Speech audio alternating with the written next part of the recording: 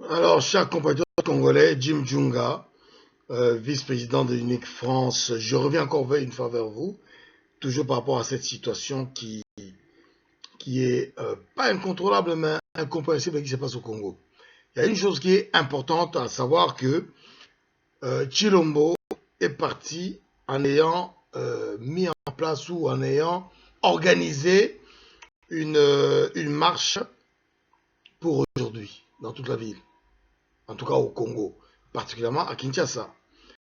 Et le mot d'ordre qu'il a donné en tant que politicien surfant sur la vague qu'a laissé son père est un mot d'ordre qui aurait dû être suivi. Et donc, comme il a donné ce mot d'ordre-là et que les autres l'ont su, qu'est-ce qu'ils ont fait? Ils ont déployé les Banamura. Hein, je ne connais pas, mais j'apprends. Les Banamura par centaines dans tous les coins du Congo. Et donc, aujourd'hui, je vous parle d'une information que je viens de recevoir de sources. Aujourd'hui, entre Matete, Lemba, Limete, donc prenez de Lemba rond-point jusqu'à Boulevard Lumumba du côté de Makrevette en allant vers Njili.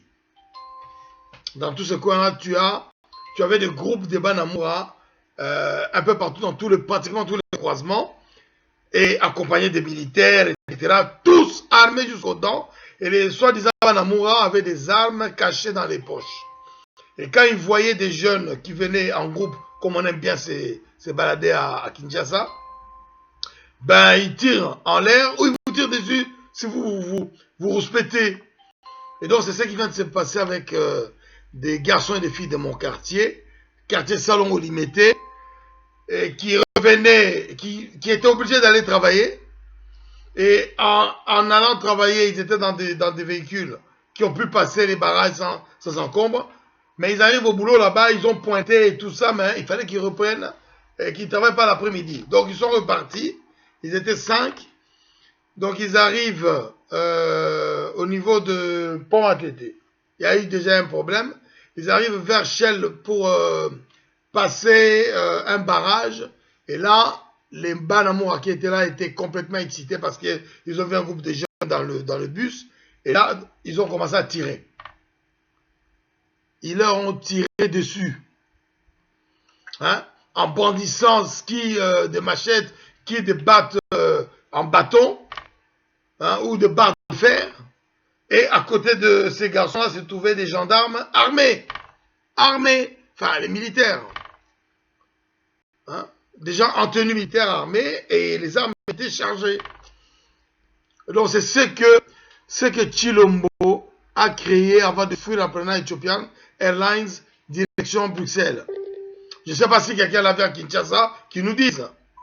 Hein, il a bien fui à Bruxelles en laissant cette situation-là. Et moi, je ne vous parle que d'un coin de Kinshasa qui est, pour lequel j'ai pu avoir des informations, mon quartier Salon Olimete, donc entre Pont-Matete et Njili, et entre Pont-Matete et la frontière avec Kingaboa, hein, sur le boulevard Lumumba.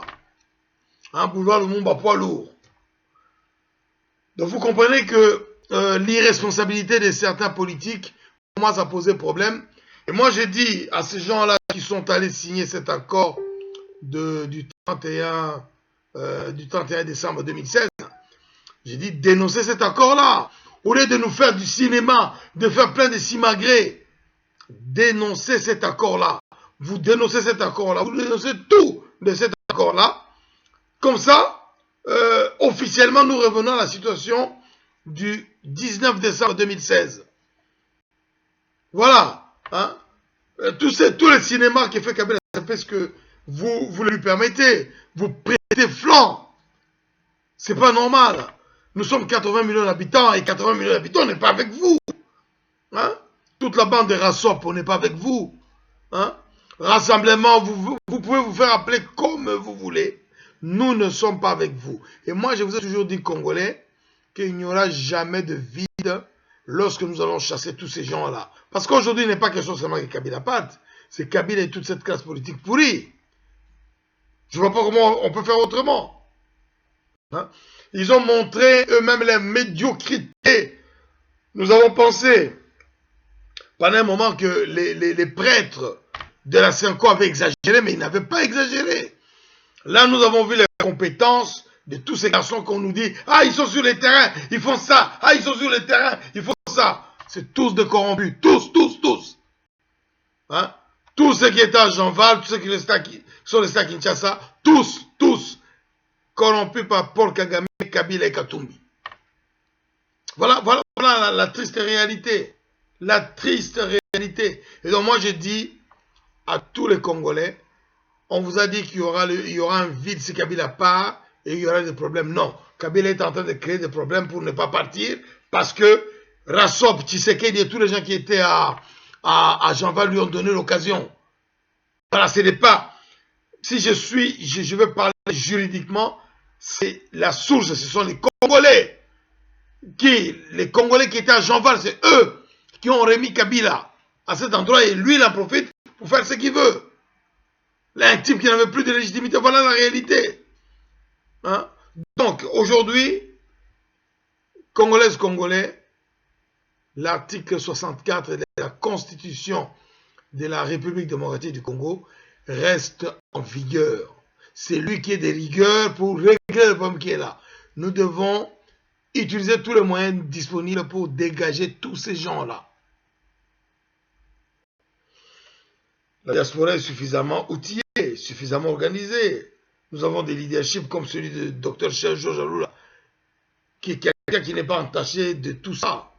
Il n'a pas travaillé avec Mobutu, il n'a pas travaillé avec Kabila Père, il n'a jamais travaillé avec les occupants. Mais il a toujours travaillé pour le Congo, avec une équipe de gens qui ont toujours bossé pour le Congo, qui ont toujours bossé sur des projets pour le Congo. Avec la vraie liberté, des vraies institutions, nous allons relever ce pays-là avec tous nos amis. Et nous en avons beaucoup qui veulent seulement savoir que le Congo est the place to be. The place to be. C'est ce que nous allons faire du Congo. C'est ce que nous voulons faire du Congo. Avec tous les Congolais. Par le travail. Pas d'une autre manière. Par le travail, nous allons construire le Congo avec nos partenaires. Et nous avons beaucoup de partenaires. Hein? Ils se connaissent. Ils savent parfaitement que s'ils investissent au Congo et que les Congolais ont leur pays et protègent leur patrimoine, ils sauront investir dans ce patrimoine-là en étant protégés avec la même jalousie que les Congolais le feraient pour leur propre bien. Voilà la réalité.